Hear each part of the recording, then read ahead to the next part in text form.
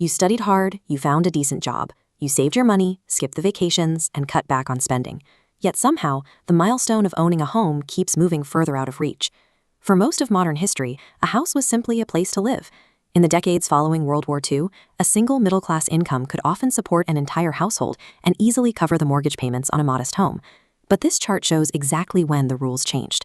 We're looking at historical home prices compared to other standard investments. Notice the steady tracking early on, followed by this aggressive, compounding upward spike. Homes began increasing in value faster than almost anything else people owned. Buying property became one of the safest, most profitable wealth-building tools available. That growth created a powerful incentive structure. Politicians liked rising prices because it kept voting homeowners happy. Banks profited from writing larger mortgages. Developers chased higher returns on luxury builds. Every major player in the system benefited financially from the constant appreciation of property.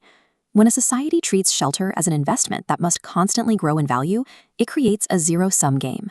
The growing wealth of existing property owners directly depends on making the barrier to entry higher for everyone else.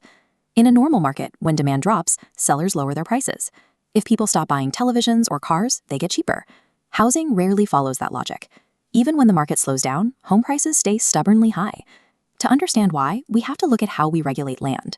This is a typical city map showing local zoning laws, the rules that dictate what can be built where. Look at how much of the neighborhood is blocked off in red, making it entirely illegal to build high-density housing like duplexes or apartments. We are legislating a shortage by restricting how much housing can actually exist.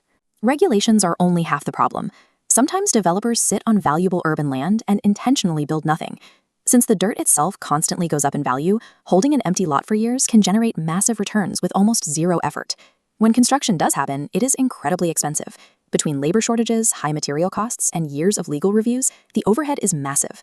To make the math work, builders abandon affordable starter homes and focus almost exclusively on large, high-margin properties. The outcome is predictable. A system that rewards holding empty land and pushes luxury developments ensures entry-level homes simply stop being built. And then there's the demand side. Walk through major global cities and you will find thousands of properties sitting completely empty. They belong to international buyers using the real estate market as a safe deposit box to park their wealth, relying purely on appreciation. Over the last decade, large institutional investment firms noticed how lucrative this was. They began buying up single-family homes, and in some cases, entire neighborhoods, because the combination of rising property values and steady rent checks is exceptionally profitable. This chart illustrates the mismatch. We're looking at the success rates of property bids. Notice how traditional family mortgage offers fall flat, while institutional buyers dominate. Billion-dollar corporate buyers can make all-cash offers within hours. A first-time buyer needing a standard 30-year bank loan simply cannot compete. At the same time, platforms designed for short-term vacation rentals allowed individual investors to turn regular apartments into highly profitable miniature hotels. This slowly removed thousands of long-term rental units from the market, hollowing out the permanent communities that used to live there. To help out, governments often step in with down payment assistance or tax credits for first-time buyers. Look closely at how the market reacts. Giving buyers a little extra cash without increasing the number of available homes just throws fuel on the fire. It forces more buyers to bid against each other for the same limited inventory, which quickly pushes prices even higher. Aspiring homeowners now compete against the collective scale of global capital, algorithmic short-term rentals, and billion-dollar corporate portfolios. The family down the street is no longer the primary hurdle. This creates a massive contradiction in modern society. Current homeowners are thrilled that their personal wealth is growing, but they also want their children to be able to afford a place to live. Economically, both of those outcomes cannot continue at the same time. Economists have mapped out plenty of mechanical fixes, rewriting local zoning rules to allow more apartments, penalizing the owners who leave properties vacant, and restricting how many single-family homes large corporations can hoard. But implementing those fixes carries massive risk. We saw what happened during the 2008 financial crisis when property values rapidly collapsed. Millions of families ended up owing more to the bank than their homes were worth, leading to widespread foreclosures and economic devastation. Policymakers are trapped. To actually solve the affordability crisis, they have to actively devalue the single biggest source of wealth holding the middle class together. If the system doesn't change, an entire generation will spend their lives paying rent instead of building equity.